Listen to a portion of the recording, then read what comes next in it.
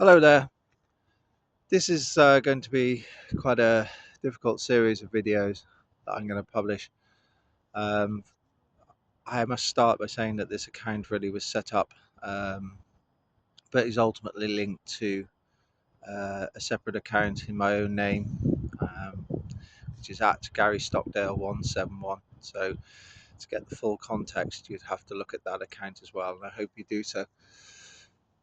So I want to begin this story by traveling back a week in time to last Wednesday when I took my dog out for a walk at lunchtime, and I noticed a few odd things when I was walking around.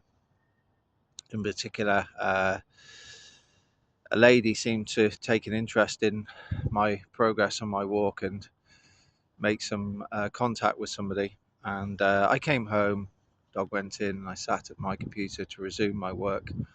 And the there was a knock at the door, and it was Northumbria Police.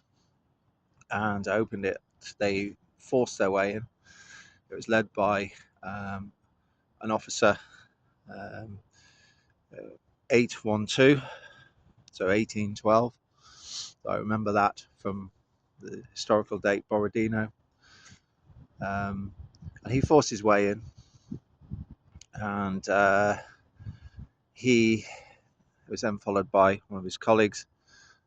They wouldn't let me put my own shoes on. They uh, effectively put some cuffs on that were very, very tight. And I insisted on my dignity just to be able to put my shoes on, which is not unreasonable. I'm not armed, nowhere to escape.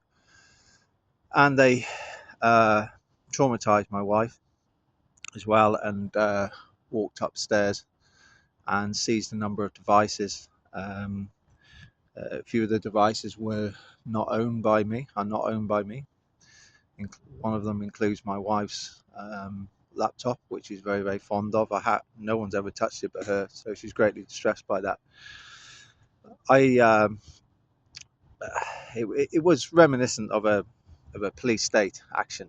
I mean, if I've become very fond of Kafka, his writings recently, as I've seen the direction the UK has taken in, and has become well, to use one of his terms, metamorphosis, is metamorphosized into a police state.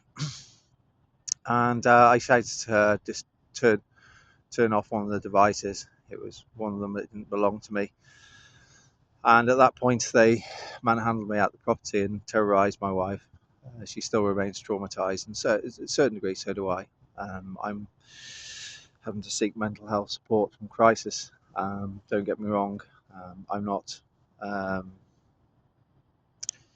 I am in distress. I am depressed and have anxiety, but it doesn't stop the other part of my brain working. If anything, it's become quite sharp. So it's like a dual process.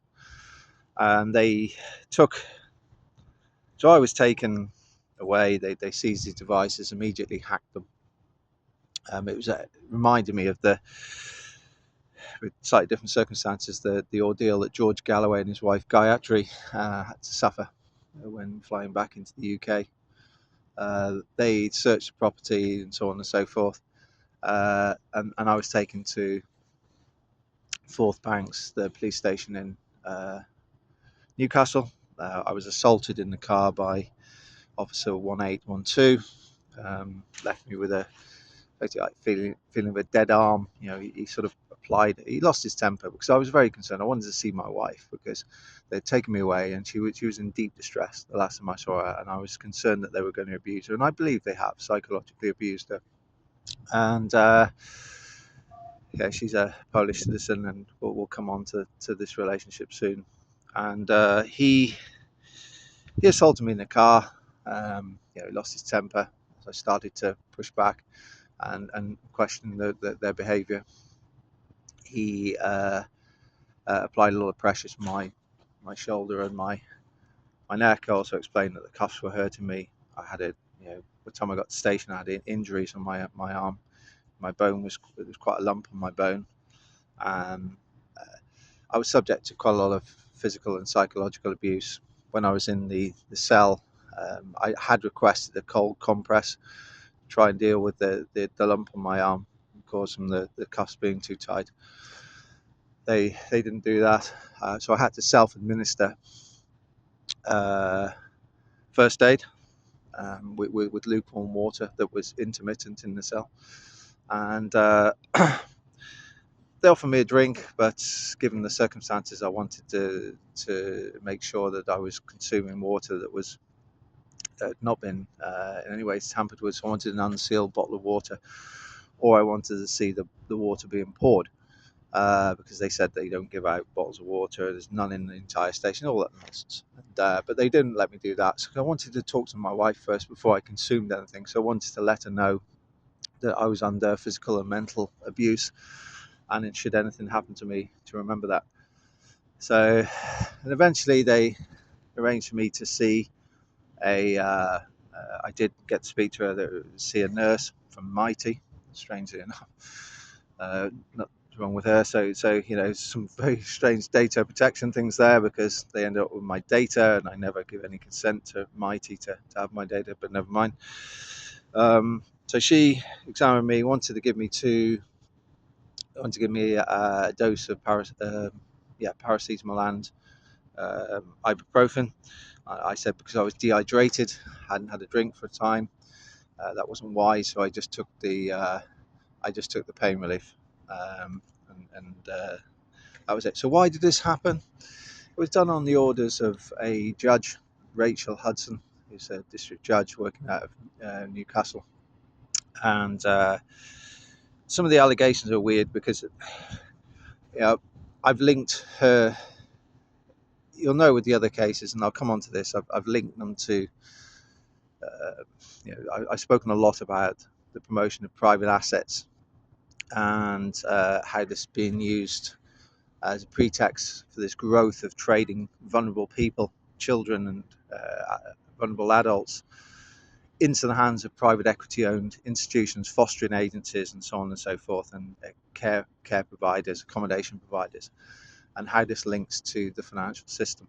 And I've also obviously discussed the issues with the WealthTek situation and with the conflict of interest with the regulator as being a regulator and prosecutor, and how this serves the victims of financial scandals very poorly, and how all these things link up, and how I faced coordinated coercion. Now, we've researched Hudson and other judges, because judges are very key to this, as I'll explain to you in the next video. I'll try and break them up into manageable pieces. And we said that we've linked her to gross corruption and racism, and indeed we have. I'll explain why soon. And also, as an interesting pretext, they thought they were being clever here, but ultimately this is going to be a disaster for them. Is they also accuse me, with no evidence at all, other than circumstantial nonsense, of spray painting her car once in January and once in February. So what they were doing is adding something to it so they could get this order. Hudson has said, I want this guy searched, because she's worried about what data we've collated on her. Ironically, they won't find it on any of the devices, because we've taken precautions, or the substantive stuff anyway. And so this was done as like a ruse in some ways. And when I was interviewed with this, they showed me these two images, and clearly there's no CCTV. For what it's worth, I don't know where she lives, and I don't. Even if I knew what her vehicle was, I have such respect for private property. I would put my head down, pretend not to see it, and walk past, because the negativity of that car would create. I would never damage. And if you listen to the series of videos on at Gary Stockdale 171, you'll see I have respect for private property. So they show me two images. They wouldn't let me take them away. They wouldn't let me write down any details. So it's real rogue state stuff. Because they're saying to me, where were you in January, where were you in February when these alleged incidents occurred? To do that, I would need one of my devices, because I have a lot of appointments and calls and such, and it would bring back my recollection of where I was on respective days. So they know that. So what they do is trying to trick you. So they wait till you're very tired, stressed. They try to trick you with this nonsense. Now, what I did see of them, it looked so. One was with yellow paint, and one was with white paint, if I recall. And one of the images, it looked like there had been uh, some damage done to the car as well. So I don't know whoever did it. It scraped the canister or whatever they were using down the car as well. Um, but I tried to very quickly. I had probably about 30 seconds to look at these. I tried to study the angle of the spray, and potentially, the favoured hand of the perpetrator and so on. And it did look to me like they were done by different people. Can't be totally sure.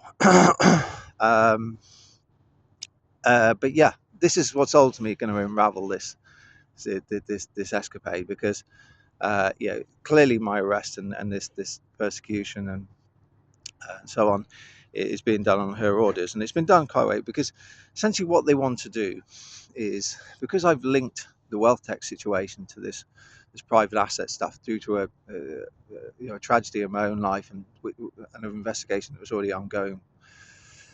They're going to now try to come up with a circumstance where I'm not around for the WealthTek trial in 2027. So this is part of that. And they'll do it by either locking me away or making sure something happens to me, putting me in such a situation where I'm so distressed, where, you know, does someone feel desperate enough to take their own life, or something will happen to me. So the goal is to do that, and obviously to protect the secondary objective in terms of the financial system and the integrity of the FCA and this wicked trade in vulnerable people, where children are being sold through the family courts into the hands of private equity owned institutions. This is the end of video one. I want to make it bite-sized, consumable, and I'll post another video expanding on these themes very soon.